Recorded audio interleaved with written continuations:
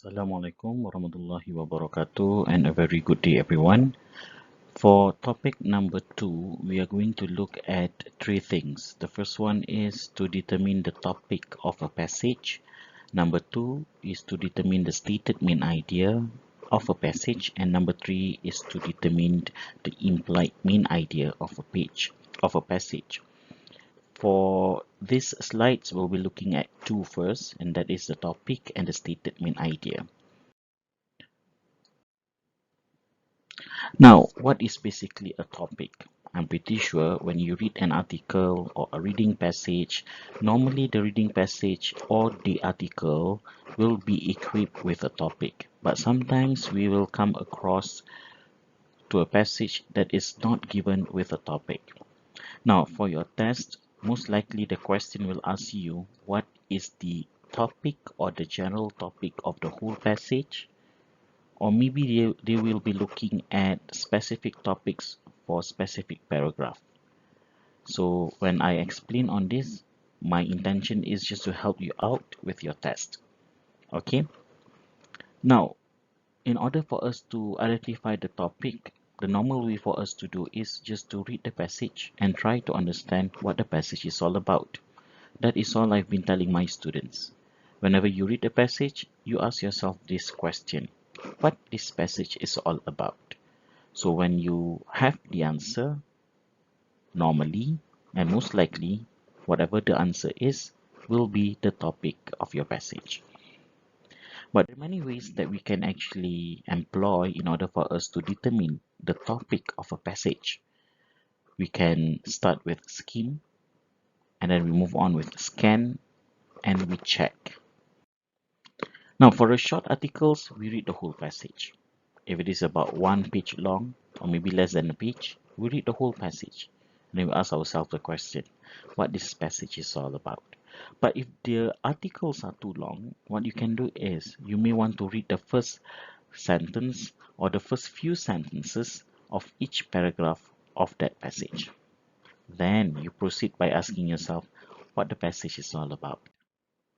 Also, when you read those passages or whatever article that you're reading, try to focus on words that are words that are bold-faced, words that are italicized or underlined, because those words can be the keywords of the topic of the passage.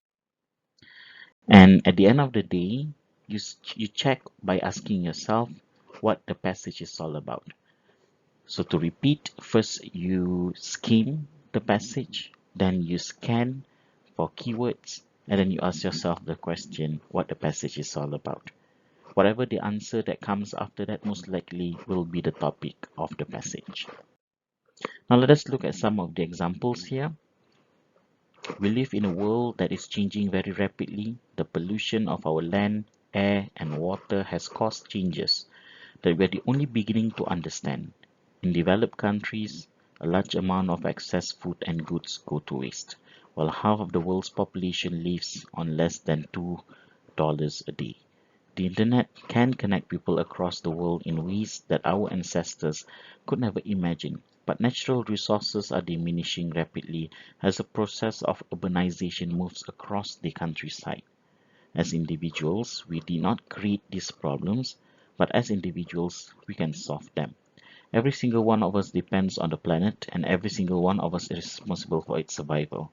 Changing the ways in which we live can be very difficult, but it is not possible. The earth is the foundation of all life. The ways that we grow our food, produce our goods, and power our homes and cities are depleting resources, polluting the planet, drastically reducing the biodiversity of our planet. By increasing our respect for nature in all its incarnations, we will have taken a big step towards building a sustainable future. Now, the question might ask you what the passage is all about. So, ask yourself these questions. What are some of the words that seem prominent and in relation to your answer in the first question? Now, when I read the passage, I think the passage talks about mainly about food resources or natural resources, and how we need to Save the environment in order for us to maintain the natural resources? If you have the same answer, then most likely we are on the right path. But of course, you need to refer to few keywords. As you can see in the passage just now, there are few words that are being repeated more than once, like the word resources itself. So do you think that your answer in the first question best represents the topic of the passage, or there is more to it? So when you ask yourself these questions, you are scrutinizing the passage in order for you to determine the possible topic for the passage. These are the few exercises that you can do on your own. Kindly refer to the soft copy of this slide. Now let us move on to topic sentence. Now, if the question asks you about the topic of a passage, that is merely asking about the topic of the whole passage. But sometimes in your test, the question may ask you the topic sentence. Topic sentence is basically the topic of a paragraph in the passage. Now, what makes a passage? A passage consists of few paragraphs. And when you write an essay, each paragraph has its own body content. So sometimes the question may ask you what is a topic sentence. Now, a topic sentence is a sentence in that particular paragraph that tells you what the paragraph is all about. Simple as that. Sometimes it is called or known as stated main idea. So bear with me that sometimes in your test, the question may ask you, what is the topic sentence of paragraph number 4? Or sometimes they may also ask the question, what is the stated main idea of paragraph number 4? Both are the same, don't worry. Now, there are many ways for you to determine the location of this topic sentence.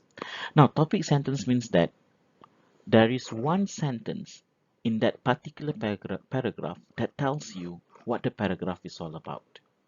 Now, if you read a paragraph, normally it consists of few sentences. They're not that long. So you read one by one and you ask yourself what this paragraph is all about. Let's say the paragraph is about penguin. Now, which sentence in the paragraph that tells you that this paragraph is about penguin? So once you have located that sentence, all you need to do is just to copy the whole sentence as your answer. But there are also few other tips that you may want to know. For example, the location of the topic sentence. Now, the topic sentence normally, I can say, about 80% appears at the beginning of a paragraph. Now remember, 80%, not 100%. So the other 20%, sometimes the topic sentence can be in the middle of a paragraph or at the end of a paragraph. Now let us look at some of the examples. The first example shows to you the topic sentence is the first sentence of a paragraph.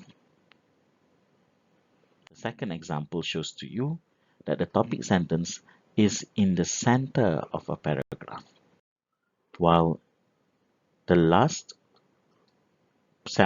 example shows to you that the topic sentence is at the end of the paragraph.